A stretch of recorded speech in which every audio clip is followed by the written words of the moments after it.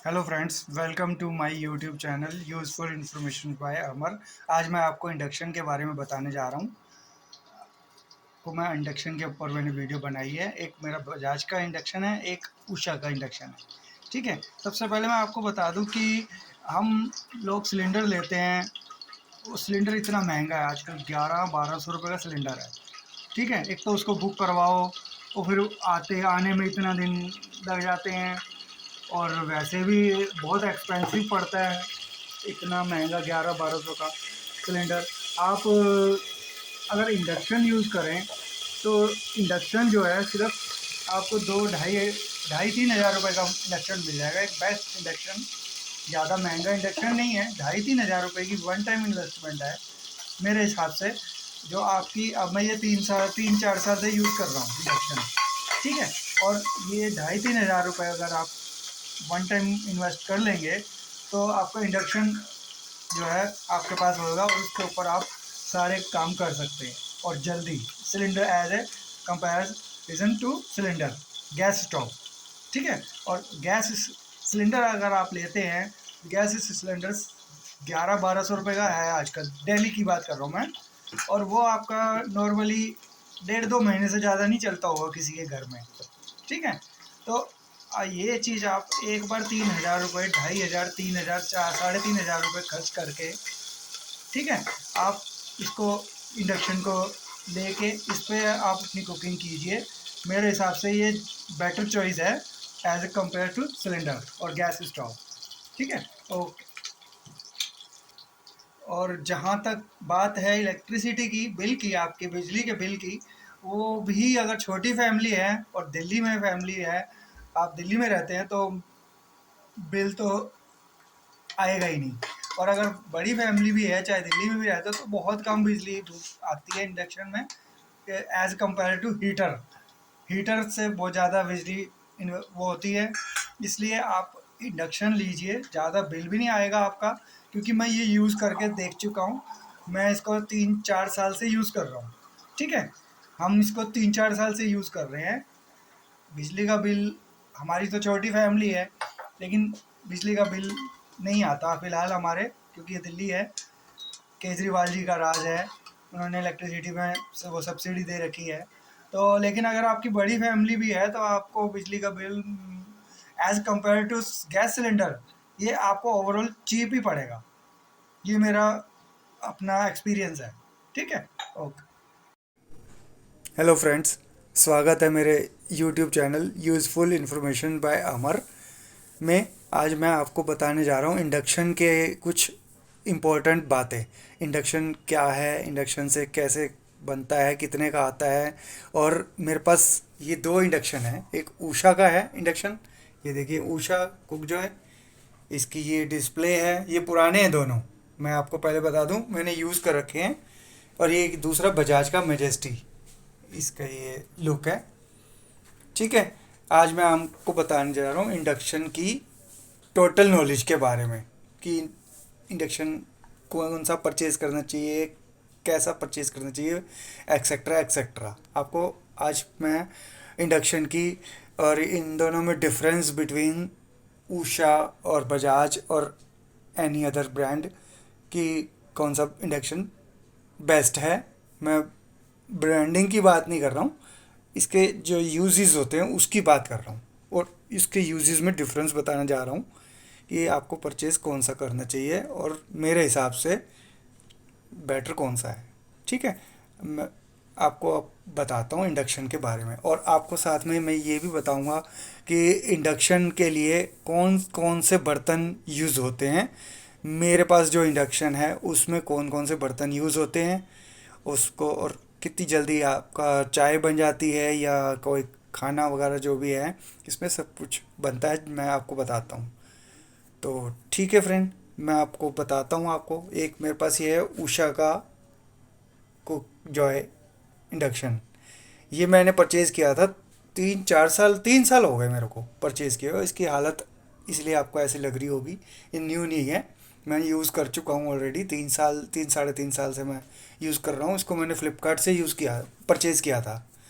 ये फ़्लिपकार्ट से परचेज़ किया था, उस टाइम मेरे को तकरीबन ये शायद 2,100 रुपये के आसपास पड़ा था। और आज इसकी रेट फ्लिपकार्ट पर ही मैंने अभी देखा है, अभी चेक करके देखा है मैं वीडियो बनाने से पहले, तो इसकी मेरे ख्याल 2600 2700 रुपये के आसपास इसका प्राइस है इस मॉडल का। ये मेरा उषा कुक जो है, ये देखिए इंडक्शन, ये 1500 वाट्स का है। इसमें ये स्विच हैं, ये ऐसे हैं। अभी मैं आपको ऑन करके भी दिखाऊंगा। और एक मेरे पास ये इंडक्शन है, ये है बजाज का, बजाज मैजेस्टी। ये मैंने नॉर्मल मार्केट से, अपने पास की मार्केट से, तिलक नगर से परचेज़ किया था। ये किया था, ये इससे पुराना है मैजेस्टी, मेरे उषा वाले उससे ये थोड़ा पुराना है।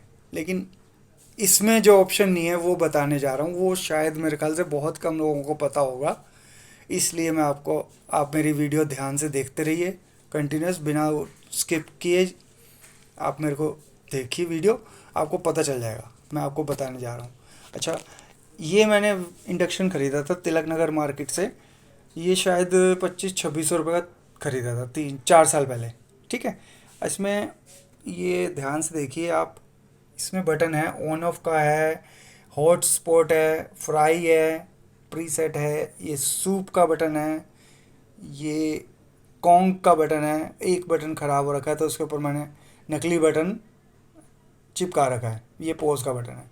ठीक है, ये इंडक्शन के यूज़ के थ्रू बहुत बढ़िया है, मैं नहीं कहता ये बेकार है, लेकिन इसमें एक चीज़ की कमी है, वो आपको मैं इसमें बताता हूँ ये वाले इंडक्शन में। ठीक है, अब इसके स्विचेस वगैरह के देख लीजिए, ये ऑन ऑफ का स्विच है, ये टाइमर है, पॉज है, माइनस प्लस करने के लिए हीट को, फिर ये है इसमें बटन, मिल्क का है, डीप फ्राई का है, इडली का है, करी का है, डोसा, रोटी। ये बटन के बारे में आपको स्पेशली मैं बताने के लिए वीडियो बनाई है, खास तौर पे इस बटन का। इसमें ये डोसा रोटी लिखा हुआ है। ठीक है, तो इस बटन के बारे में बताना चाहता हूँ कि ये जो, जब भी आप इंडक्शन ख़रीदते हैं तो अब जैसे ये इंडक्शन है, इसमें कहीं पे भी आपको रोटी का ऑप्शन नहीं मिलेगा। इसमें और ऑप्शन दिखे हुए हैं, hot spot, fry, soup, Kong, मतलब कि इसमें जो है आप रोटी नहीं बना सकते, रोटी नहीं बनेगी आपकी। आपको रोटी बनाने के लिए ये वाला इंडक्शन लेना पड़ेगा, उसमें जिसमें स्पेशली लिखा हो डोसा और रोटी। ये देखिए, आप जब भी लीजिए इंडक्शन, मैं ये नहीं कहता कि उषा का ही लो या बजाज का ही लो या सैमसंग का या किसी का भी, उसमें बस अगर आपको रोटी के पर्पज़ के लिए चाहिए तो आपको ये बटन देखना ज़रूरी होगा, और इस पर डोसा रोटी लिखा होगा या चपाती लिखा होगा या कुछ भी जो रोटी को अपनी लैंग्वेज में कहते हैं या इंग्लिश में कहते हैं या जो भी है, एक्सेट्रा एक्सेट्रा, उसमें रोटी मतलब कि मेंशन होना चाहिए। तो ही आप अगर रोटी बनाने के लिए पर्पज़ के ले रहे हो तो आपको ये इंडक्शन जिस पे रोटी मेंशन हो वो लेना चाहिए। ठीक है, तो आपको तभी रोटी बनेगी। इस पे रोटी बनाते हैं तो इस पे तवा रखते ही ये इसमें बीम आती रहती है, मतलब कि रोटी बनती नहीं है, बार बार बंद हो जाता है। ठीक है, क्योंकि ये रोटी के लिए नहीं है, इसमें रोटी का मेंशन नहीं दे रखा। वैसे इंडक्शन अच्छा है, बाकी सब कुछ कर सकते हो आप, इसमें दूध, चाय, जो भी बनाते हैं आप बना सकते हो। बस ये है कि बर्तन चाहिए होते हैं अलग से, उसके हिसाब से। अब मैं आपको बर्तनों के बारे में बताता हूँ। ये देखिए, ये है मेरे पास कुकर, ये इंडक्शन बेस्ड है। ऐसे ही ये कढ़ाई है, ये भी इंडक्शन बेस्ड है। ठीक है, आप इस पे बर्तन या तो इंडक्शन बेस्ड वाले यूज़ करिए। ठीक है, और अगर आपके पास इंडक्शन बेस्ड वाले नहीं हैं तो आप इस पे नॉर्मल स्टील का फ्राई पैन, ये देखिए स्टील का फ्राई पैन है, नॉर्मल है, सिंपल है, कोई इंडक्शन बेस्ड नहीं है, प्लेन सरफेस है इसकी। ये देखिए, और आप इस पे स्टील का बर्तन कोई भी, चाहे सरफेस प्लेन हो चाहे ना हो, ये पतीला है, इसकी सरफेस प्लेन नहीं है, इस पे भी आप बना सकते हैं। बस इंडक्शन पे, चाहे कोई भी इंडक्शन हो, उस पे एल्युमिनियम और पीतल और तांबा के बर्तन नहीं चलेंगे, नहीं चलेंगे बस। बाकी आपको ये कुकर जो इंडक्शन बेस्ड है ये एल्युमिनियम का है, लेकिन इसकी इंडक्शन जो है बेस्ड है, इसमें दोनों तरह के से है। ये गैस पे भी चल जाएगा, चूल्हे पे भी चल जाएगा, और ये इंडक्शन पे भी चल जाएगा। ठीक है, ये इंडक्शन बेस्ड जो है अलग से बर्तन होते हैं। या तो आप इंडक्शन, इसमें आपको बस बर्तनों का ध्यान रखना है। अब ये देखिए, ये मैं इंडक्शन ऑन करके दिखाता हूँ आपको, और इस पे चाय दूध बना के दिखाता हूँ, दूध गर्म करके। ये ऑन किया मैंने, ये ऑन हो चुका है। ठीक है, इसके ऊपर टेम्परेचर दे रखा है ये। अब मैं इसको करूँगा मिल्क पे सेट। ठीक है, ये मिल्क पे सेट किया तो ये दूध गर्म होगा मेरा। ये देखिए दूध गर्म हो रहा है।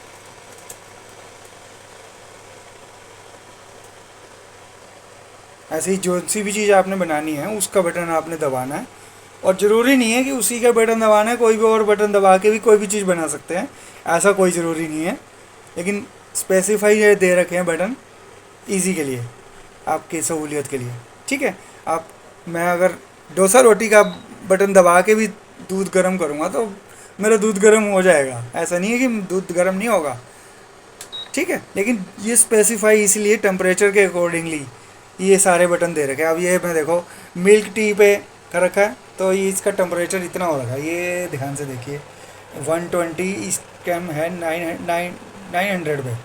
ठीक है, अब मैं करी पे करता हूँ तो ये 45 हो गया, और ये 900 पर ही है। अब मैं रोटी पे करता हूँ तो ये 900 से 500 पर हो गया, लेकिन ये 120 हो गया, टाइमर है ये। ठीक है, अब ये देखिए मेरा दूध मैंने जो रखा है ये ऑलमोस्ट उबलने वाला है। ठीक है, अब मैं इसको मिल्क पे कर दूं, और इसको मैनुअल भी कर सकते हैं आप। ये देखो ये दूध उबल गया, अब मैं इसको पोज भी कर सकता हूँ। ये दूध उबल गया। ठीक है, इसको मैंने पोज कर दिया, और इसको जो है कम उस पे करके, मैनुअल पे करके, कम उस पे करके अब इसको मैं कढ़ा रहा हूँ। ठीक है, अब आपको ये दूसरा इंडक्शन ऑन करके दिखा देता हूँ मैं। ये दूसरा इंडक्शन भी ऑन हो गया है। सेम इसका भी वही मेथड है, बटन्स वगैरह वही, जो जिस बटन पे आप करोगे, हॉटस्पॉट पे करोगे,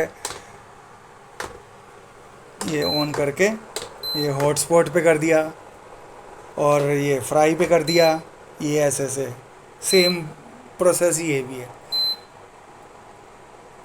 ठीक है, ये मेरा बजाज का है, वो ऊषा का है, बजाज मैजेस्टी, वो ऊषा को जो है। ठीक है, ये मैंने मैनुअल मार्केट से परचेज़ किया था, और इसको जो है टच करने से गर्म भी नहीं लगता ज़्यादा। लेकिन आप इसको जो है जब ख़रीद के लेके आएंगे, एकदम यूज़ करने के बाद गीले कपड़े से साफ़ मत करना, ठंडा होने के बाद, जल्दी ठंडा हो जाता है, इसको जल ठंडा होने के बाद ही इसको साफ़ करना, नहीं तो अदरवाइज़ इसका जो ग्लास होता है, ये ऊपर ग्लास की शीट लगी होती है, ये टूट ब्रेक हो जाएगी। ठीक है, और इसमें एक चीज़ और ध्यान रखिएगा, ये जब हमने परचेज़ किया था तो इसमें ना दूध वगैरह उबल गया था, पता नहीं दूध उबल गया था या चाय उबल के गिर गई थी, तो इसके अंदर चली गई थी। तो ये तो सर्विस में था, वारंटी में था, तो मैंने सर्विस करवाई थी इसकी और चेंज किया था, लेकिन ये मैंने इसके ऊपर एमसील लगा रखी है। ठीक है, ये थोड़ी थोड़ी प्लेट जो है जल गई थी, तो आप कृपा करके इस चीज़ का ध्यान ज़रूर रखिएगा कि इसके ऊपर कुछ गरम गरम गिरे ना, ताकि इसके, ये तो प्लास्टिक एरिया है, ये ग्लास है, ये एरिया ग्लास का है सारा जहाँ पर बर्तन रखा हुआ है। ठीक है, और ये प्लास्टिक के बटन्स वगैरह हैं, तो इनके ऊपर नहीं गिरना चाहिए कुछ भी गरम गरम। ग्लास पे गिर जाए कोई दिक्कत नहीं है, बस ये है कि गिर जाएगा तो आप वो गरम कपड़े से उसी टाइम गरम गरम में क्लीन मत कीजिए। ठीक है, ठंडा होने के वेट कीजिए, जल्दी ठंडा हो जाता है। ठीक है, ओके फ्रेंड्स, आज की वीडियो इतनी। Okay bye. प्लीज़ मेरे चैनल्स को लाइक शेयर कमेंट करना मत भूलिएगा, और सब्सक्राइब करके बेल आइकन को मत दबाना मत भूलिएगा, और मेरी वीडियो को जितना हो सके शेयर कीजिए। मेरी ये नया यूट्यूब चैनल है, मैं कोशिश करता हूँ कि ऐसी वीडियोस डालूँ जो आम इंसान के लिए हैं और नॉर्मल प्रोडक्ट्स हैं, लेकिन जिनके बारे में मेरे ख्याल से शायद टोटल नॉलेज नहीं है किसी के पास। इसलिए मैं कोशिश करता हूँ कि ऐसे ऐसे प्रोडक्ट्स लेके आऊँ ताकि आम इंसानों के लिए वीडियो मेरी मैं बनाता हूँ, क्योंकि मैं खुद भी आम इंसान हूँ, और मैं आम इंसान तक ही पहुंचाना चाहता हूं इन्फॉर्मेशन। ठीक है गाइस, ओके बाय। प्लीज़ मेरे चैनल को सब्सक्राइब करना मत भूलिए। इससे मेरे को मोटिवेशन मिलता है और मैं कोशिश करता रहूँगा कि अब आगे से आगे अलग यूनिक आइटम लेकर आऊँ। मतलब है तो कॉमन आइटम्स, बट उनके फीचर्स के बारे में, उसकी डिस्क्रिप्शन के बारे में आपको बता के नॉलेज प्रोवाइड करूँ। मेरी पूरी कोशिश यही रहती है हर वीडियो में। आप मेरी पिछली वीडियोस भी उठा के देख लीजिए, चेक करके देख लीजिए, उसमें भी आपको ऐसे ही मिलेगा, कोई हाईफाई नहीं मिलेगा। ना मेरी एडिटिंग होती है वीडियो में, ना मैं कुछ इसमें डुप्लीकेट डालता हूँ, सब कुछ ओरिजिनल है, जो है वो है बिल्कुल। कुछ कटिंग नहीं है, कुछ मिक्सिंग नहीं है, ओरिजिनल प्रोडक्ट है, कोई कॉपी किया हुआ प्रोडक्ट नहीं है। ठीक है, ओके गाइस, बाय बाय। ने मिलते हैं नेक्स्ट वीडियो में। Useful information by Amar.